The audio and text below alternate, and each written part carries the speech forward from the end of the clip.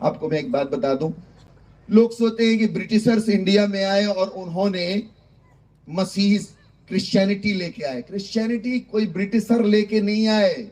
और मैं एक बात बता दूं, उनको भी यीशु का बहुत अच्छा ज्ञान नहीं था। भारत देश संतों की भूमि, ज्ञानियों की भूमि, योगियों की भूमि। और आपको मैं आज एक बात बता दूं, उससे इसको जहन में रखिए, ख्याल में रखिएगा, लिख के रखिएगा। आज से 2000 साल पहले 52 एडी में प्रभु यीशु के एक चेले, 12 चेले में से एक चेला संत थोमा भारत देश आए थे। भारत देश आए, प्रभु की वाणी लेके आए। आपको पता है, जब प्रभु यीशु प्रकट हुए, दर्शन दिए, उनको विराट रूप दिखाए अपना, तो उनको कहा कि थोमा, तुमने तो देखकर विश्वास किया है, धन्य है वे भारत के लोग जो बिना देखे मुझ पर विश्वास करेंगे। ये भविष्यवाणी थी। भारत देश आ गया, भक्तों की भूमि, खोजियों की भूमि, सुनने वालों की भूमि है ये। भारत देश सुनने वालों की भूमि है। हम लोग पढ़ने वाले लोग नहीं हैं, हम लोग श्रोता लोग हैं। सुनता है, भारत का जनमानस सुनता है। आप सुनने के लिए बैठे, आप अमेरिका जाइए, यूरोप जाइए, वहां सुनने को तैयार नहीं, वो पढ़ने वाले लोग हैं, खुद अध्ययन करते हैं। ये जनमानस सुनता है। ये जनमानस सुनने के लिए आगे आता है। रात रात भर बैठे रहोगे, मुझे मालूम है इस भारत की भूमि का डीएनए सुनने वाला है, श्रोता। इसलिए हमारे यहाँ सत्यनारायण की कथा होती है, हमारे यहाँ पर रामलीला होती है, हमारे यहाँ भागवत पुराण होती है। सुनता है जनमानस, एक बोलता है, सुनते हैं। सुनने वाला हृदय पूरे ब्रह्मांड में भारत को मिला है।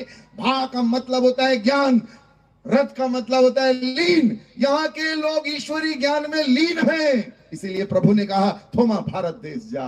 सूक्ष्म भविष्यवाणी है वो, सूक्ष्म, बड़े गहरे से देखोगे आप। भारत देश में आ गया 52 एडी, और 72 एडी में दक्षिण भारत में बलिदान हो गए। उनके आज भी प्रमाण है। कई लोग बोलते हैं प्रभु यीशु मसीह भारत आए थे, योग सीख के गए। अरे सुन लो बड़े ध्यान से मेरी बात, आप बड़ी गलत फहमी में हो, पढ़ाई नहीं करते हो, इसीलिए आप गलत फहमी में हो। बहुत सुंदर बात। अच्छा, प्रभु यीशु का चेला, आपको पता है जब यीशु मसीह अपने चेलों के साथ थे, बहुत सुंदर बात है, गतसमनी की बगिया में जब वो पकड़ने के लिए यहूदा आता है, उसको चुंबन लेके अपने गुरु को पकड़ के बताना पड़ा उन लोगों को, सिपाहियों के, जिसका मैं चुंबन लूंगा वही है, क्योंकि यीशु के सारे चेले उन्हीं की तरह दिखने लग गए थे। याद रखिएगा इस बात को। जब कभी आप अंतिम भोजन की चित्र को देखते हैं, लास्ट सफर, उसमें यीशु को पहचानना मुश्किल है, क्योंकि सारे चेहरों में उसी का चेहरा आ चुका था। हर एक चेले में यीशु मसीह विराजमान हो गया था। जब थोमा यहां आए, लोगों ने सोचा यही यीशु मसीह है। Hallelujah, hallelujah. ये बहुत अद्भुत बात है। बिंदु सिंधु समाना, छोटी सी नदी सागर में मिलके, वो नदी गंगा हो चाहे यमुना हो चाहे कावेरी हो, उनके नाम मिट जाते हो, वो समंदर के नाम से जानी जाती है। भक्त अपने भगवान के पास आके प्रभुमय हो जाता है।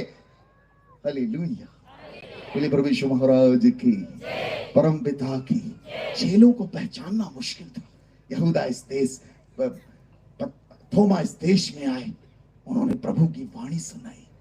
आप क्या सोचते हैं कि इससे पहले कई पंथ आए, कबीर पंथ हुए, नानक पंथ हुए, न जाने कितने पंथ हुए। उनसे पहले 52 एडी में प्रभु यीशु का पदार्पण हो गया था, वचन। जब ब्रिटिशर्स दक्षिण भारत गए, वो हैरान हो गए। वो हैरान हो गए जब उन्होंने वहां पर मार्थोमाइट लोगों को देखा, थोमा के अनुयायियों को देखा, वो हैरान हो गए, यहां कैसे आ गया। हालेलुया। ये भारत भूमि है, ज्ञानियों की भूमि है, साधारण भूमि नहीं है। हालेलुया, बोले प्रभु यीशु महाराज की। इसीलिए मैं बोलता हूं कि यीशु का धर्म पंथ किसी का धर्म बदलने के लिए नहीं है, हमको जिंदगी देने के लिए है, हमारे हृदय के रूपांतरण के लिए है। हालेलुया, बोले प्रभु यीशु महाराज की, परम पिता की, पावन आत्मा की। आपको पता है प्रियो, एक बड़ा सुंदर गाया है, किसी ने बड़ा सुंदर गाया है और बहुत प्यारी बात कही कि सरफरोशी की तमन्ना अब हमारे दिल में है। सरफरोशी की तमन्ना अब हमारे दिल में है, देखना है जोर कितना बाजुए कातिल में है। वक्त आने दे बता देंगे तुझे ऐ आसमां, हम अभी से क्या बताएं क्या हमारे दिल में है। सरफरोशी की तमन्ना अब हमारे दिल में है। आपको पता है प्रभु के भक्तों का, जो प्रभु के चेले हैं, उनके खून पर कलीसिया खड़ी हुई है। समझ नहीं है ये? आप क्या सोचते हैं आप यीशु जी के पीछे चल लोगे? ओए माइकल लाल ने यीशु जी के पीछे चलने से सहज, बड़ा खतरनाक रास्ता है ये।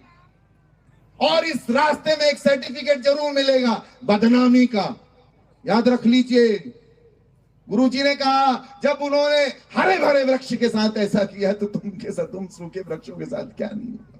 प्रभु ने कहा धन्य है वे जो धर्म के कारण सताए जाते हैं। धर्म, बहुत सुंदर बात प्रभु ने मुखागर की। धर्म के कारण, सत्य के कारण, मेरे कारण सताए जाते हैं, स्वर्ग का राज्य उनका है। मैं तुमसे सच सच कहता हूं, जो तुमसे पहले हुए नबी संत महात्मा, उनको भी इन्होंने ऐसे ही सताया था।